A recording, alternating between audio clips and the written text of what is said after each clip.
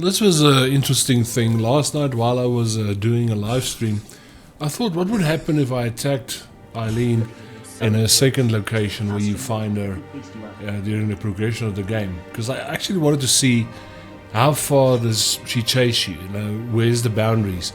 So it's pretty clear that she can't get into the Odin's Chapel. And then I thought, okay, wait a minute. If she's out there, then Hendrik must be in the graveyard where you fought Gascoigne. So is this going to reset the whole sequence of how this works? Because there he is. He's standing there with his yellow suit. He saw me. Now, usually Eileen would come through these gates and come and fight him. But no Eileen. How far can he follow me? Can he come up the ladder? It would have been so cool if I could have brought him into the cathedral as well. Oh, he's pissed. Looks like a fly. Okay, so he can't go up the ladder, but he can kind of bridge the wall. So where's Eileen? I mean, Eileen is supposed to come through this area to come and help me fight him. Oh, okay, here she's standing. She's looking kind of... Sorry, I'm gonna hit you again. Okay, now she's chasing me up the stairs. So how far is she gonna come this way? Is she gonna chase me up until the Vicar Amelia boss fight? No. Where'd she go?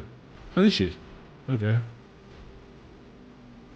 So these NPCs do have certain barriers that they can't cross in certain points of these games. I know this has nothing to do with the game. I mean, if you do it this way, then basically you void the whole Crow of Canis ending with Eileen and all that stuff. But it was kind of interesting just to see where... Oh, she actually threw a knife into that guy's back. Okay. While I was doing the live stream, I didn't really notice all this stuff. But now that I'm, sitting here watching the whole thing, it's... Now at this point I thought, okay, wait a minute, let me go do the Vicar Amelia fight, but I'm not gonna go back to the Hunter's Dream and everything. So right after the Vicar Amelia fight, I'm gonna go back and look for Eileen again. Let's see if this resets something. Just quickly gonna get rid of Mrs. Got a slap there for my trouble. I missed my whistle there. It's okay. Not too bad, not too bad. Okay, she's gone.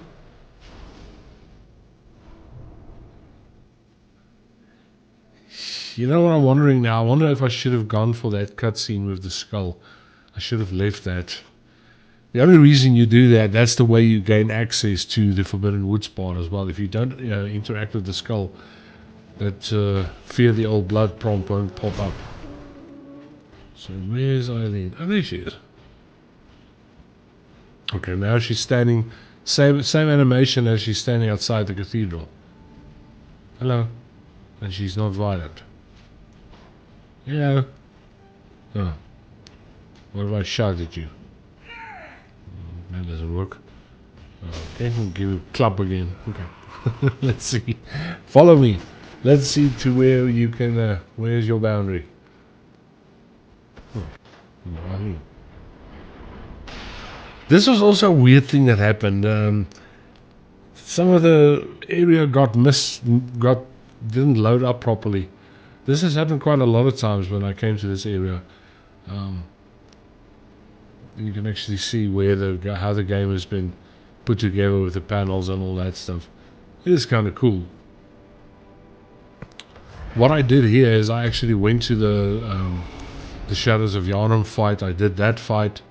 I came back. I was looking for Eileen again. I couldn't find her. I couldn't find Hendrik again.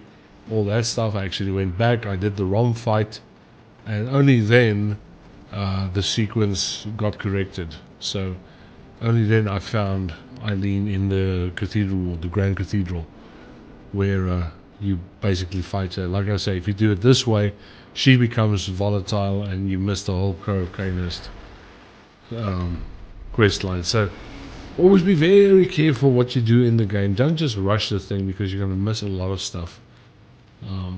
The game kind of forces you to play it more than once. If you're one of those hardcore players and you want to have every single item in ruin and all that type of stuff. But this was a very interesting little experiment that I did. Just buggering around with the game. I'm going to head over to the cathedral, the Grand Cathedral now. I'm going to fight Eileen. She's actually a bit easier to fight than the Crow of Cainest. Of course, she has a different dialogue and all that stuff. She's a tough cookie. Don't think she's a pushover just because she's like a 200-year-old lady. But interesting little, like I say, interesting little experiment. I was actually trying to see if I could lure her to the door for the. I mean, yes, it's better to fight her and kill her the proper way. But sometimes you get her past a certain place and then she runs towards the door. The same with the Crow of Cainest. You'll run towards the door and he basically gets stuck there. That's where you can cheat a little bit and chop him through the door and all that stuff. She did do that at one point. I think it's over here. There, right there. But then she went out of that animation and she didn't stay stuck to the door. And of course, if you kill her this way, then you don't get her Hunter's Ruin, you don't get the Crow Hunter's Badge. So you basically miss out on her weapons and all that stuff. So, yeah, I think it's better to befriend Eileen and not piss her off. Do the whole Crow of Cainest thing. I don't know where she disappears to after the Crow of Cainest quest line. One point she's lying in front of the church, and then the other moment she's just gone. Until you do a New Game Plus. But that's it, my friends. I will see you guys in the next one. Take care, my friends. Cheers.